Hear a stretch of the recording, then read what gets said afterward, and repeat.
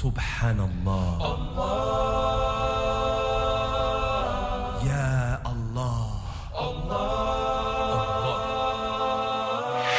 Allahu Akbar. Allah.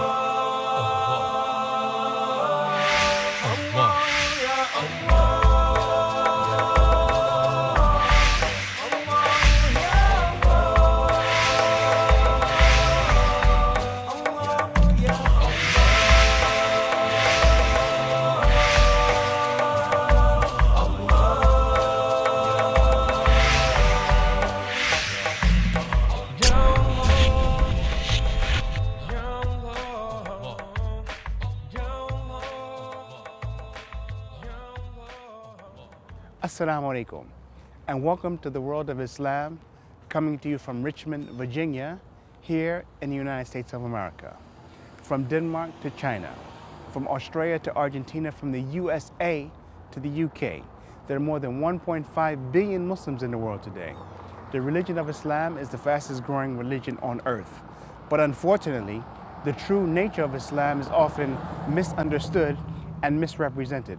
So I invite you to join me as I travel throughout the world of Islam and allow you to know the truth about Muslims and the truth about Islam. You are now entering the world of Islam. Assalamu alaikum, and welcome back to the world of Islam, coming to you from Richmond, Virginia, in the United States of America. Today we've come to, as we've told you earlier, in America there are people who become Muslims in prison. There are Muslims in prison. And when they come out from prison, they need a place to because we understand from so many people we've talked to that people really are serious about Islam in prison, and they obtain a lot of knowledge about Islam in prison. But, in order to not go back to those things which put them in prison, they need to come to a place to try to keep them on what they were on when they were in prison. So we've come to a place here, it's called the Hijra House, and it's kind of a transition house so that people can make that transition from being in prison back into society. So I'm joined here in the Hijra House by one of my brothers in Islam, Brother Jafar Ubaidullah. Assalamu alaikum. Alaikum salam. Thank you for taking some time off your work to sit with us and just give us some insight onto Islam in the prisons and how important it is to have a place like this to make the transition once you get out. But before we begin, Brother Jafar, I'd just like you to tell me a bit about yourself and your upbringing and how you came to Islam. Alhamdulillah.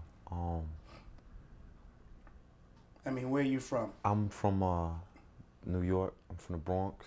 Mm-hmm. I come from a single parent household. Mm-hmm.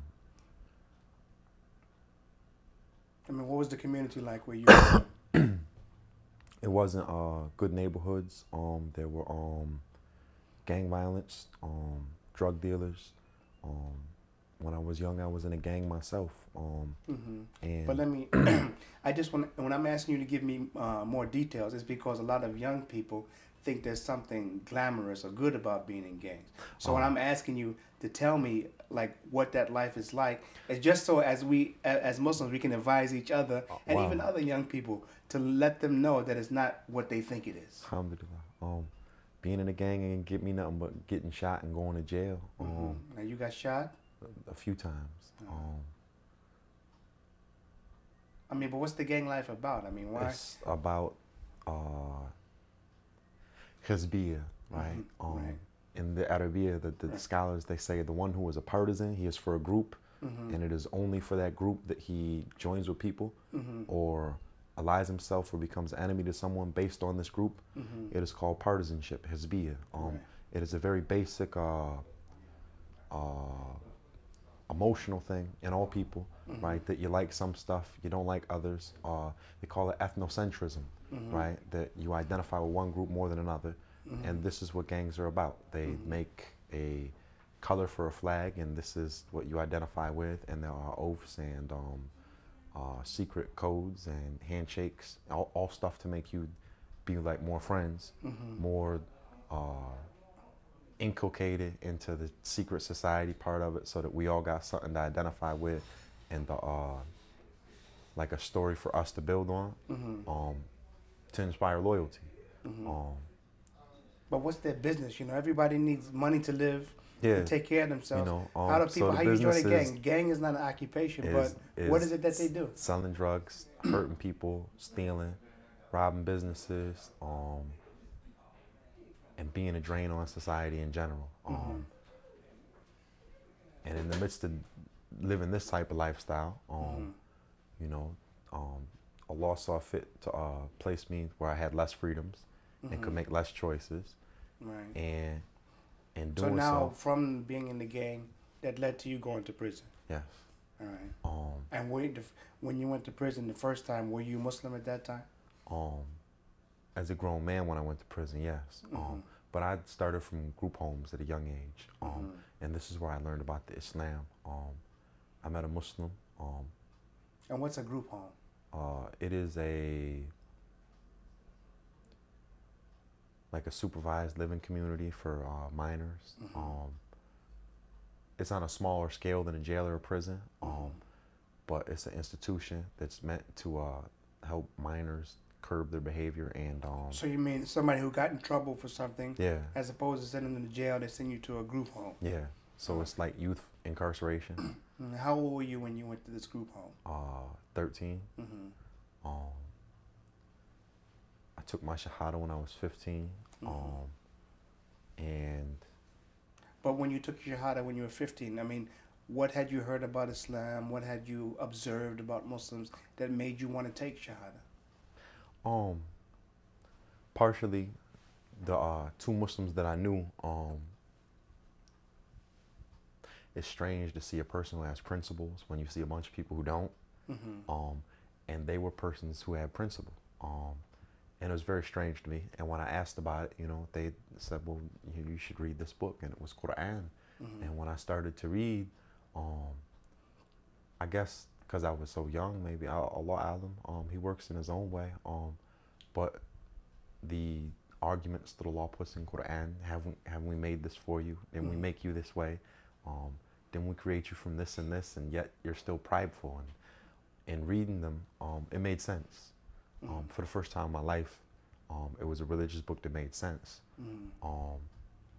And I knew then that I was a Muslim. I was like, yeah, this is the right way. Alhamdulillah. That having been said, knowing a thing and maybe acting right are two different ends of the same spectrum. You know, doing right. We don't always do right. So I've been to prison once or twice since then. Now, when you were in prison, I mean, just tell me about, first of all, the environment of prison, just to discourage people from behaviors which are going to lead them to prison, and tell me about Islam in the prison. You know, I mean, are the people studying Islam? Are a lot of people coming to Islam? And I think in prison, it's pretty dangerous. It can be really dangerous, you know. And how does the Brotherhood of the Muslims kind of help to mitigate some of that danger, if it's possible? Prison is a very, very restrictive place. You know, you can't do anything you're not told to. You're in a very small cell. The toilet is in your cell. You generally have another person who lives in the cell with you, with the toilet. You got to stand up for count between 3 and 8 times a day. You're only allowed to leave your cell for a certain number of things. Movement is restricted. You only get an hour or 2 to go outside on the yard a day. Sometimes more, depends on the prison you go to. But it's basically whatever it is you were allowed to do before, you got to squeeze that down to the smallest amount possible, because prison is basically a list of rules. Do this, do this, do this, do this, do this. And then you get a couple privileges for following all the rules. And if you break the rules, then all privileges are taken away and more rules are put on you. And when you learn to follow those rules, then we'll give you some privileges and we can go back to the first set of rules. And it kind of